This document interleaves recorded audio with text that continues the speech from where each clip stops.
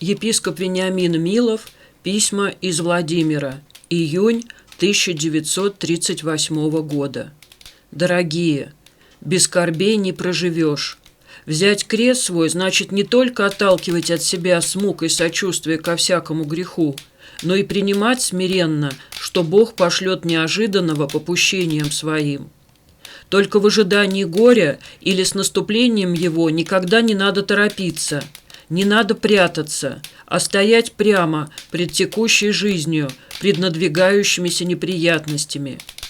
Что бы Господь ни послал, все то будет не беда, а показание полезнейшего для дальнейшего земного бытия, предотвращение более колких неприятностей, какие бы могли разразиться над вами. Ведь Бог, попуская нам что-либо грустное, принимает во внимание все наше устроение, применительно к его приспособлению для вечности. Поэтому ничем не обескураживайтесь. Позвольте напомнить, что Бог являет свое действие в человеке, когда Он Богу отдает именно все свое сердце, и когда на Божие делание переносит весь пыл своей души. Между тем, это явление богоустремленности от сердца и ненавидит враг, и все время до гроба подкладывает то одну, то другую занимательную вещь. Нормальная жизнь христианина такова. На земле спешить надо с усмотрением своего падения. Это первый дар просвещающего нас Бога. Дается он внимающим себе серьезно, старающимся всегда ходить в чувстве к Богу, в чувстве покаяния, благодарения, покорности с помощью молитвы, усиливающимся все греховные помыслы и сочувствия, вытеснять на каждом шагу впечатлениями силы тайнодейственной, молитвенной и доброделательной. Отказ от зла, которым мы пропитаны во всю ширь души и тела, нелегок, требует всегдашнего напряжения и веры, и терпения боли. Здесь приходится переучивать сердце свое и ум к любви нового евангельского образа мыслей и действий. Например, разве приятно лишать себя вкусовых, слуховых и прочих телесных приятностей? Разве без труда дается отречение от земной славы, чувства своего достоинства, от пристрастий и своевольных желаний?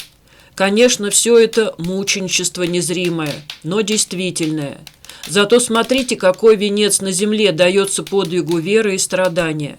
Я не умею объяснить, да и никто не объяснит способа увенчания верующих, живо и страдающих за соблюдение воли Христа, но только они, эти люди, в моменты напряженного самоотречения испытывают привитие к своему сердцу особой сладкой божественной силы.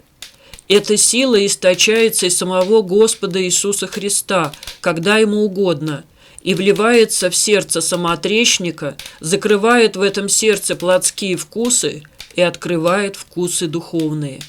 Тогда все земное меркнет для человека, и одно божественное обнимает все существо его.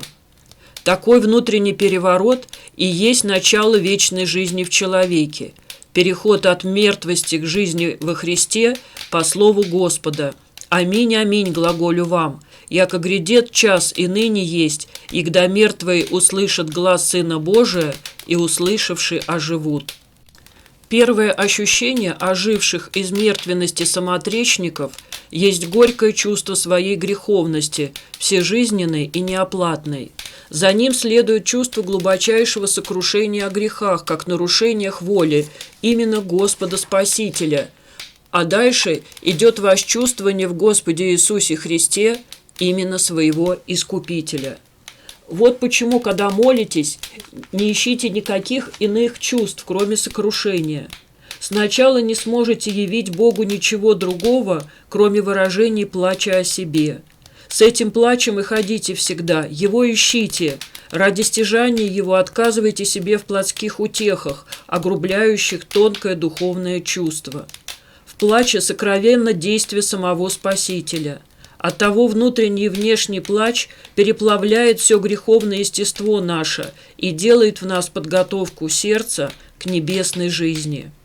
Одновременно с плачевным сокрушением сердца рождается в человеке живое развлечение бесовских влияний в сердце, в уме, в воображении и во всей жизни. Ведь мы очень часто на поводу у сатаны, а этого не ощущаем по своей мертвости. Основа же оживления описанного, повторяю, не мечтательное, а подлинное страдание. Вытекает оно из необходимости нашей добровольно отречься от страстей и принять в норму жизни заповеди Евангелия. Отсюда само спасение наше можно определить так. Спасение есть сознательный и свободно избранный разрыв с опорами сатаны в нас, пристрастиями и страстями, с греховными помыслами и мечтаниями дьявола. Вражьи прилоги или внушения воспринимаются нами как мысли. И вместо того принятие в глубину сердца, ума и воли мыслей, чувств и действий, заповеданных Евангелием, а через то приход в живое общение с Богом во Христе. В силу сказанного наша погибель заключается в усвоении вкусов сатаны, в общении с ним через помыслы и мечтания страстные и через грехопадение. Еще короче, спасение можно назвать свободно-сознательным разрывом с сатаной и возобщением с Богом во Христе. Вот с этой-то точки зрения и глядите на свои жизненные обязательства и подгоняйте практику личной жизни к необходимости так ожить. Самоотречение не самоцель и пост не добродетель.